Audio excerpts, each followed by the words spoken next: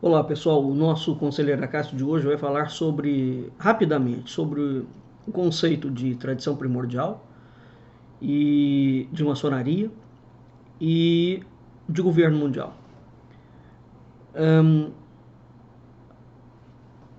Eu tenho falado muito sobre a maçonaria e a razão pela qual eu tenho insistido nesse ponto é simplesmente uma razão histórica, né? A maçonaria surgiu na Escócia no final do século XVIII, XIX. E, portanto, a maçonaria surge na Escócia. Depois é que ela é transmigrada para a Inglaterra, aquelas ações, né?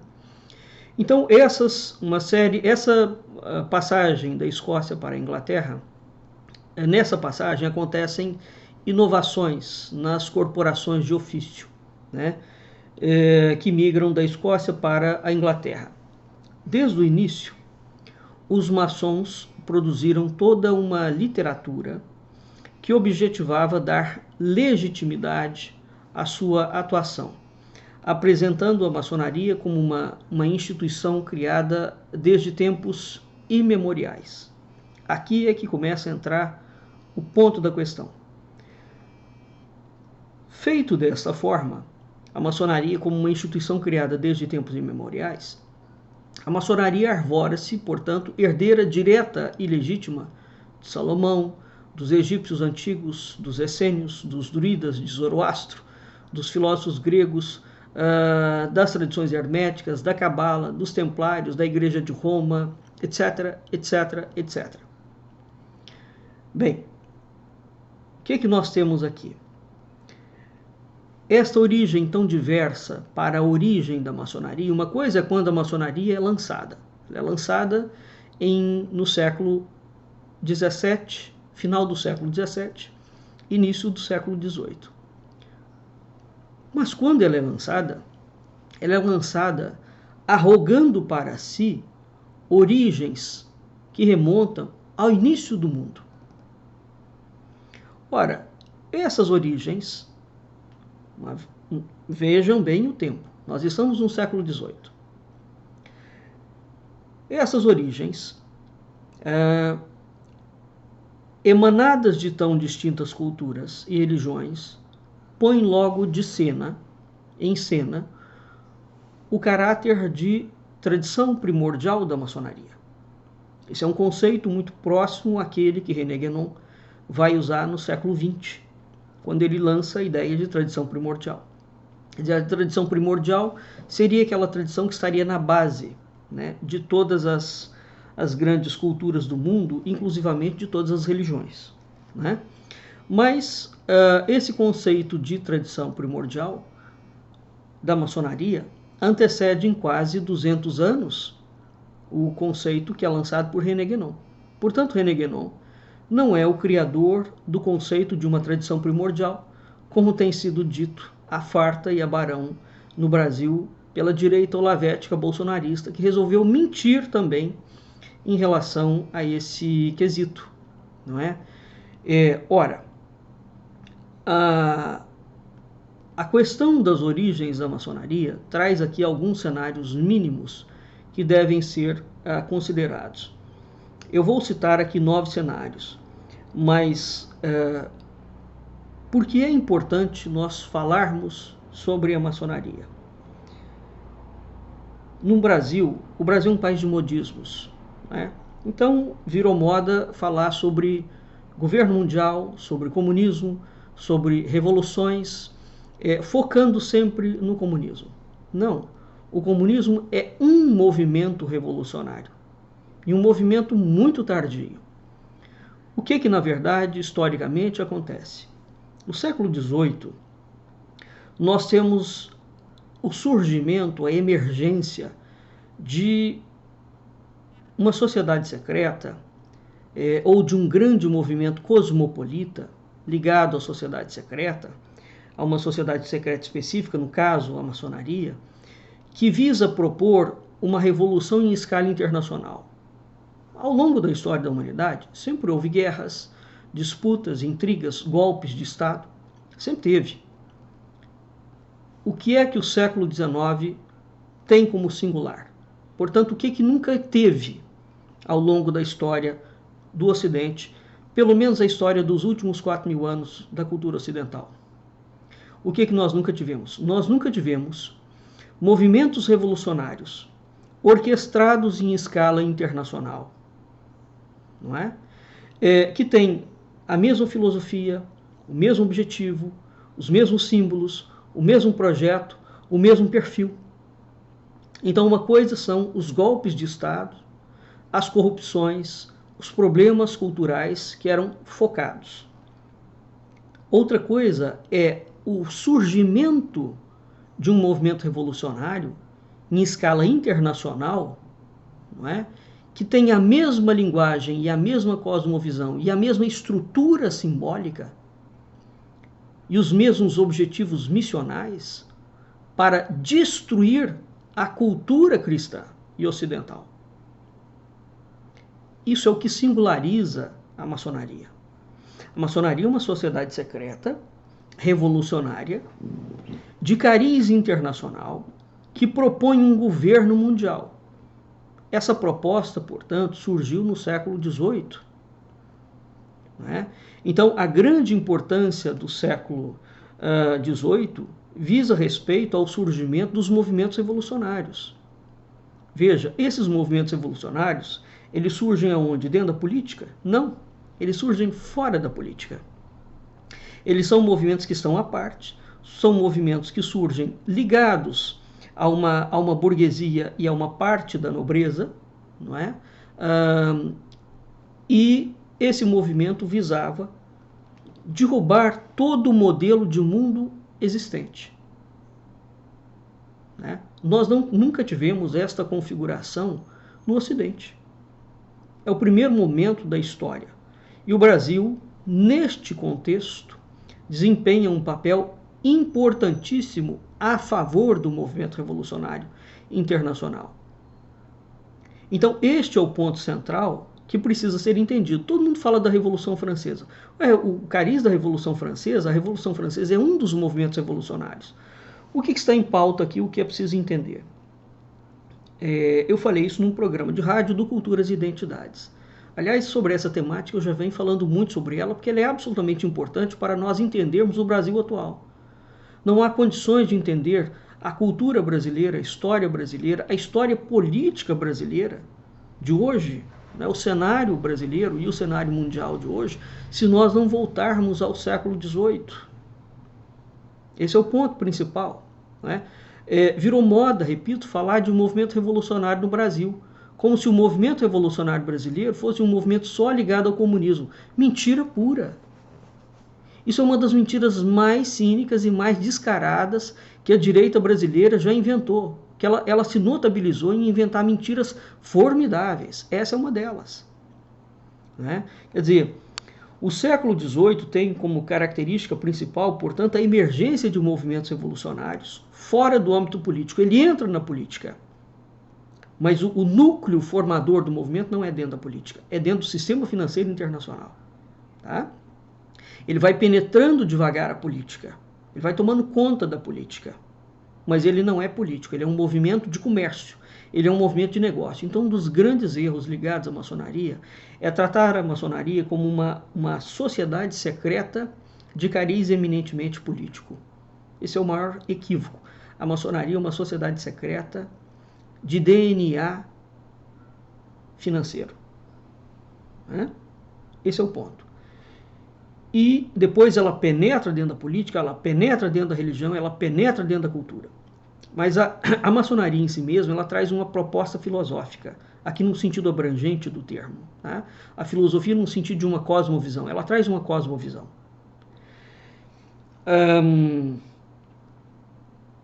A coroa portuguesa nunca permitiu a maçonaria dentro de Portugal. Não é? Mas como é que a maçonaria entra em Portugal? Pelas mãos no reinado de Dom José, pelas mãos do Marquês de Pombal. Né? Entra com alguma dificuldade, mas entra. O que vai acontecer?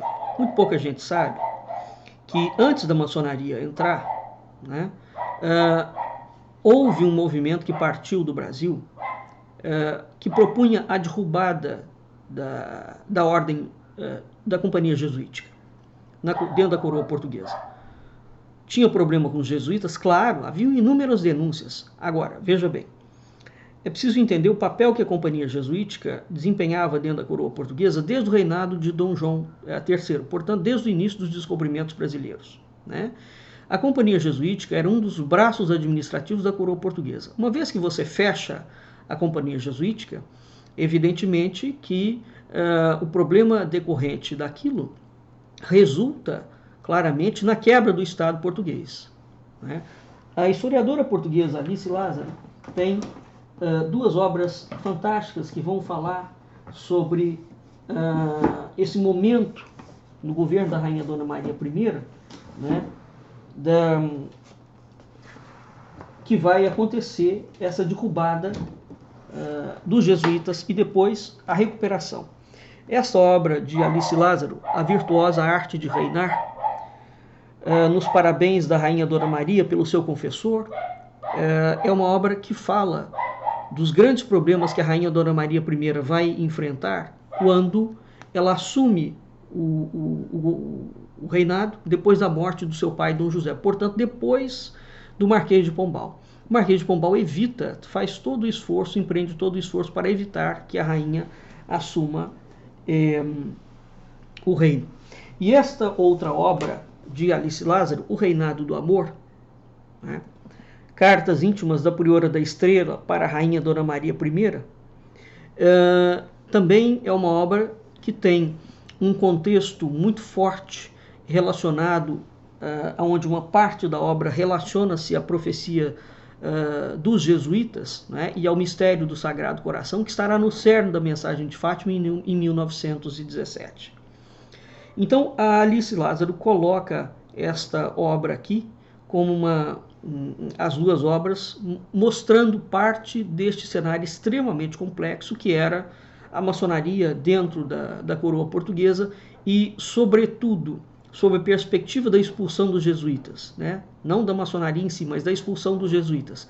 Então, os jesuítas, uma vez que eles foram expulsos, a maçonaria entra pelas mãos do Marquês de Pombal, né? E a expulsão dos jesuítas implicou na quebra do Estado português. Pois bem, enquanto todos os países da Europa, as monarquias europeias, acolhiam a maçonaria, a coroa portuguesa não. Essa é uma das razões pelas quais a Rainha Dona Maria I, não é, e o seu filho Dom João VI serão absolutamente massacrados pela historiografia brasileira, historiografia de cariz maçônico, não é? A herança da maçonaria dentro do Brasil, porque são exatamente os dois reis que proíbem, né, que recuperam, sobretudo a Rainha Dona Maria I, ela traz os jesuítas de volta, os jesuítas que o Marquês de Pombal tinha expulsado, e inseta, através de Pinamanique, uma perseguição violenta aos quadros da maçonaria, né? E, evidentemente, vai haver uma reação brutal da maçonaria. Por quê? Qual é a importância de entender todo esse cenário? Foi projetado para acontecer a partir das Américas o lançamento dos projetos revolucionários em escala internacional. A Revolução Francesa acontece depois, por exemplo, da Inconfidência Mineira. A Revolução Francesa acontece depois da independência americana. A Revolução Francesa acontece depois da expulsão dos jesuítas de Portugal. Muito bem. O que muito pouca gente sabe é que a Revolução Francesa é um projeto revolucionário. E todo mundo hoje entende as repercussões extremamente nefastas que foi a proposta da Revolução Francesa, né, para a cultura ocidental e cristã. Ela destruiu a cultura ocidental, a proposta da Revolução Francesa. Pois bem, o que muito pouca gente sabe é que a Revolução Francesa antecede a Revolução Francesa. O grande projeto era para ter sido lançado no Brasil, né? Aquilo da água, mas começa a perseguição aos jesuítas e em Portugal aquilo descamba para outra história. O grande projeto piloto do lançamento do governo mundial em escala internacional, o grande piloto que é concretizado com a independência americana. E mesmo assim, nos Estados Unidos, por conta de influências cristãs, a independência americana não adquiriu o contorno completo da maçonaria. Não é? Então, há o lançamento de um projeto revolucionário, mas ele dá água. Muito bem, então passa-se para a Europa, sobretudo para a França, onde é feita a Revolução Francesa, o grande projeto. Tá certo? E aqui nós temos o cenário da Europa. Então é preciso entender isto. As Américas foram projetadas pela maçonaria para capitanear o grande projeto de lançamento de um governo mundial. Ok? Pois bem, então, desde o início, quando esse projeto foi feito, o Brasil e os Estados Unidos desempenhariam papéis no governo revolucionário mundial importantíssimos. Ao contrário do que todo mundo pensa, o Brasil tem um pé fincado dentro do projeto do governo mundial, um pé muito sólido. Uma grande parte da elite brasileira, naquela altura, estava diretamente embrenhada, conectada com esse projeto, urdindo contra a cultura ocidental e cristã. Mas voltando aqui à questão. Então, quando hoje em dia nós falamos em governo mundial, o governo mundial, ele não surge, a proposta não surge no século XX. E tampouco é uma proposta comunista, hein? A proposta do governo mundial surge com a maçonaria no século XVIII. É preciso entender a história como ela é, né? Para que a gente consiga criar um cenário de reflexão. Bem, então voltando, quando a maçonaria traz alguns cenários, esse cenário de antiguidade dela, onde ela propõe uma tradição primordial, quando ela se lança no século XVIII, ela se lança contra 3 grandes colunas. O projeto revolucionário maçônico, em escala internacional, ele visa, a missão dela é destruir a Igreja Católica, as monarquias europeias e fazer a implantação da República Maçônica Universal. Você fala, mas as monarquias eram corruptas? Claro que eram. Não está em pauta aqui a discussão. Mas nenhuma monarquia, por mais absolutista que ela seja, ela tem os poderes que os governos do século XX tiveram. Curiosamente. Né? Bem, a igreja tinha problema? Mas é evidente que tem, mas é preciso avançar, passar além dessa discussão. Aquilo que nós chamamos de cultura ocidental e cristã, a base da cultura ocidental e cristã, o núcleo formativo, lembrando Fernando Pessoa, ele tem, a cultura ocidental e cristã se sustenta através de 3 colunas. A primeira, por ordem, filosofia grega, a ordem e o direito romano, e a moral cristã, a cosmovisão cristã. Então, aquilo que sustenta, que nós chamamos de cultura ocidental e cristã, é sustentado por 2 colunas pagãs, Grécia e Roma, e por uma coluna cristã. E o judaísmo não entra. Como base formativa do Ocidente, não entra. As diferenças entre o cristianismo e o judaísmo são tão abissais, evidentemente, tem um diálogo entre essas culturas, mas não como base formativa ocidental. Então não existe cultura judaica e cristã. A base formativa ocidental é grega, romana e cristã. O judaísmo entra como uma influência paralela, como, por exemplo, a influência muçulmana nos reinos da Península Ibérica, e mesmo assim essa influência é muito discutida. Então é preciso colocar panos à manga e dar tratos corretos às coisas e as dimensões corretas às coisas. Bem, uma vez que a maçonaria, portanto, vai investir contra a monarquia e contra a Igreja Católica, é porque emergiu, depois do Império de Carlos Magno, um modelo de cultura ocidental e cristã. Qual a importância disso para as Américas? Ora, as Américas, enquanto estrutura organizativa, política, econômica, institucional, é uma formação de Portugal e da Espanha, portanto, dos povos peninsulares. Não é uma formação da Inglaterra, não é uma formação da Holanda, não é uma formação da França. Então, as Américas, o povoamento das Américas, o transplante institucional dos modelos governativos que existiam na Europa foi feito pelas coroas peninsulares, Portugal e Espanha. É preciso entender isso, até para entender o sentido da invasão de Napoleão, tá certo? E da razão pela qual a coroa portuguesa veio para o Brasil em 1808, né? Enfrentando Napoleão Bonaparte, porque não foi uma fuga, foi um enfrentamento. Eu já fiz programa de rádio sobre isso. Pois bem, então, nós somos considerados ocidentais exatamente porque o nosso modelo formativo veio da Europa. Então, naquela altura, quando a maçonaria investe contra as monarquias e a igreja, havia emergido da Europa medieval de Carlos Magno um modelo de Europa.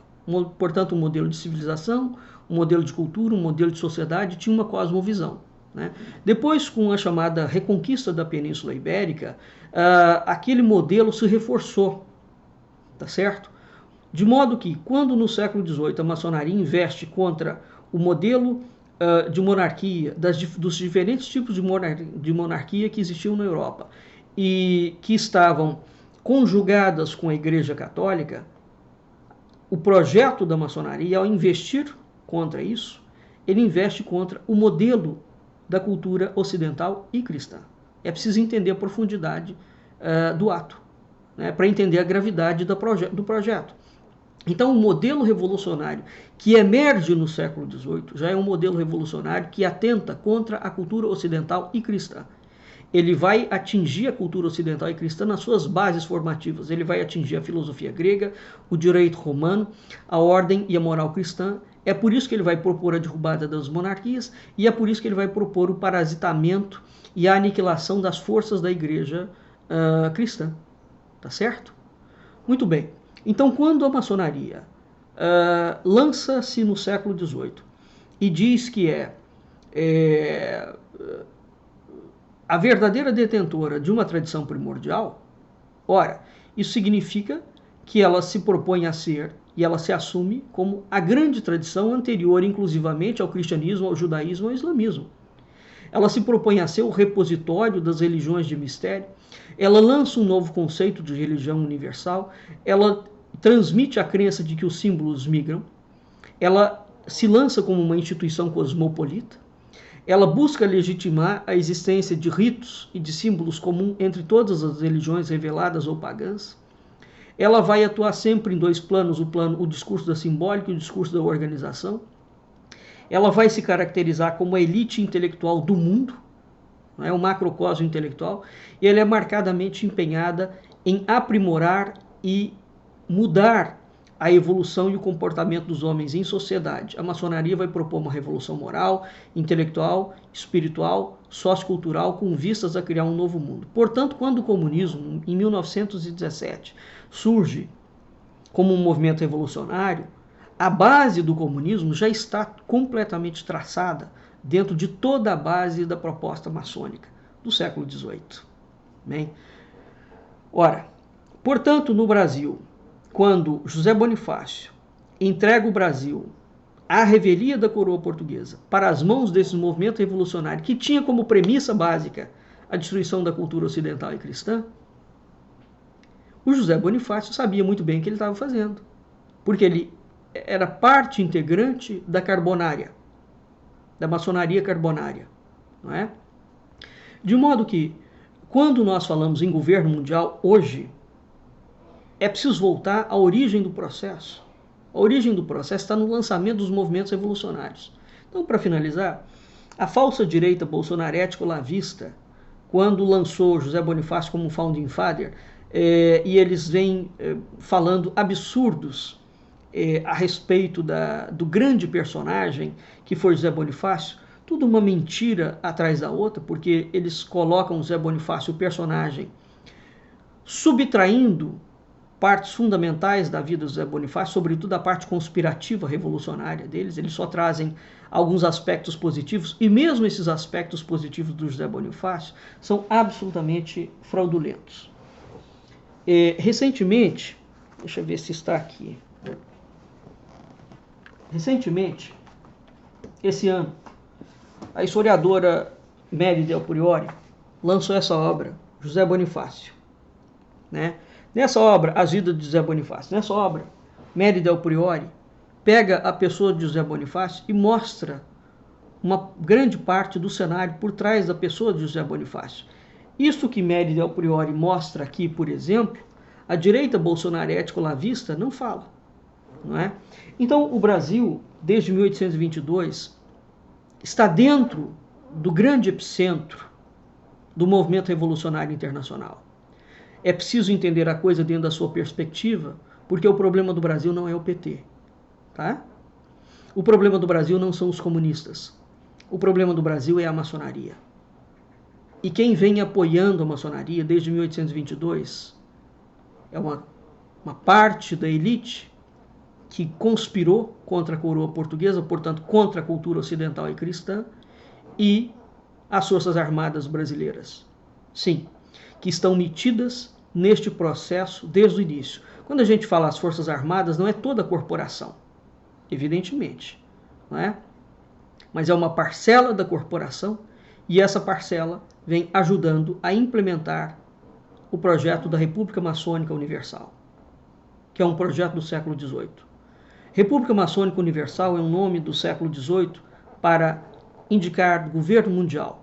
Este governo mundial é completamente embasado dentro da ideia de tradição primordial. Portanto, quando a direita bolsonarética olavista propõe como founding father para o Brasil José Bonifácio, ela está fazendo apologia clara ao projeto da República Maçônica Universal e ela está fazendo apologia clara ao projeto de tradição primordial. E apesar disto, esta mesma direita diz com a maior disfarçatez e caradura que ama a cultura ocidental e cristã. Muito bem? É preciso entender a maçonaria dentro da sua perspectiva correta e é preciso entender a tragédia que foi para o Ocidente a proposta de um governo mundial que surgiu a partir do século XVIII em escala internacional. Nós não temos a menor condição de entender o Brasil de hoje, historicamente falando, sem estudar os movimentos revolucionários oriundos a partir de sociedades secretas que vieram à baila no século XVIII. Até o próximo. Conselheiro Acácio.